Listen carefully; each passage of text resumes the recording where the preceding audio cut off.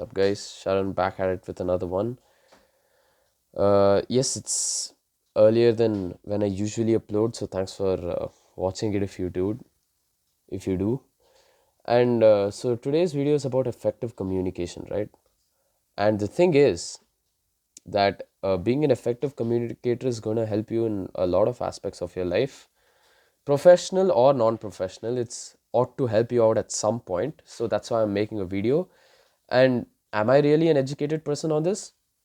Not really, because I've read many books on sales and communication, and implemented some techniques for myself, and that have worked. So I'd want to impart that wisdom onto you guys. So there's going to be two sections to this video. One is like when you're communicating with your friends or informally with your family and stuff, and the other one's like public speaking, like on a professional stage, right? The first part, with your friends, well, number one rule is that be kind and authentic towards them, right? So when you're speaking, and if you're kind and authentic towards them, you don't come off as a gangster type of person. You come off as a person that cares about them. You come off as a person that's interested in them. I mean, not in the double meaning way, but you're interested in what they have to say. And then if you are authentic about what you think, they will probably respect you a lot more. So authenticity is a real key factor and an indicator that you actually care about the person you're listening to. And second rule is listening to the person when they're talking. That's, I mean, it might not be surprising to many, but then it is very important that you listen to the person who is speaking to you, and then that will do wonders for you. I mean, you'd get to know a lot about them, and then it'll actually show that you're interested, right? The third one is that, well, you don't always have to talk, just embrace the silence sometimes. Like if it's silent, you don't have to really just go yapping on. If you want, you can remain silent, and if it has gone silent, and if you're getting bored of it, you can start up a conversation. Okay, so this is 3 points that I use for communication, like informally. So in a public speaking sense, right, rule number one, prepare your speech like really, really well. And what I recommend is doing it once per minute of your speech. So if it's a 6 minute speech, you have to, I mean, I recommend you to prepare 6 times.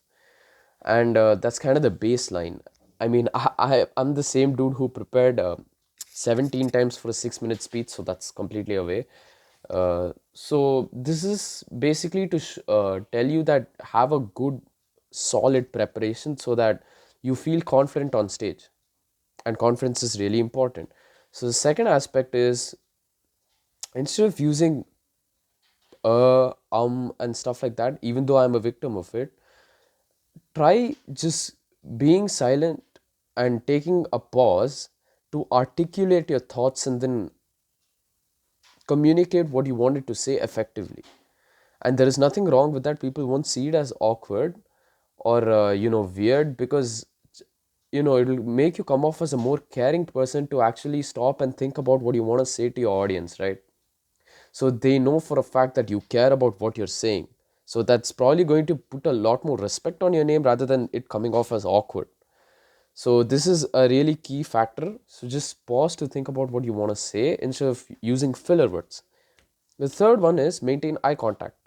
If you look at just one direction, right, when talking to someone, like even if it may be an interview and you're seated in the board of directors, right, in front of you, and if you just look at one, it'll make you come off as a very uptight person.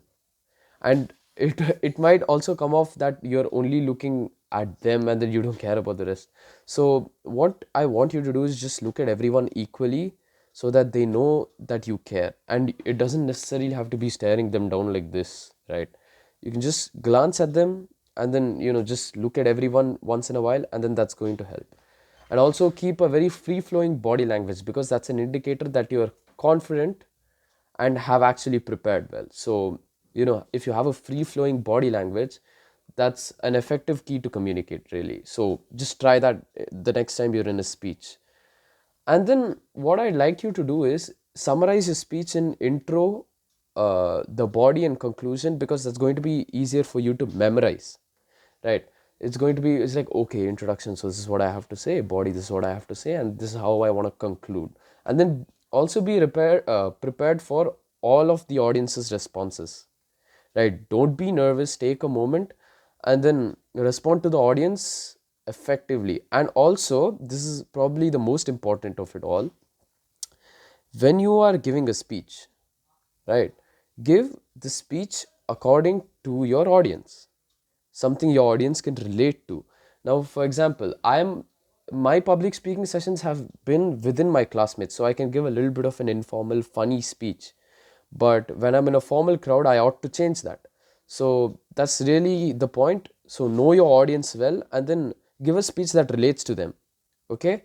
And that's going to, boost the level of your speech like really highly. So if you have something that relates to them, they're probably going to see you as a more likable person.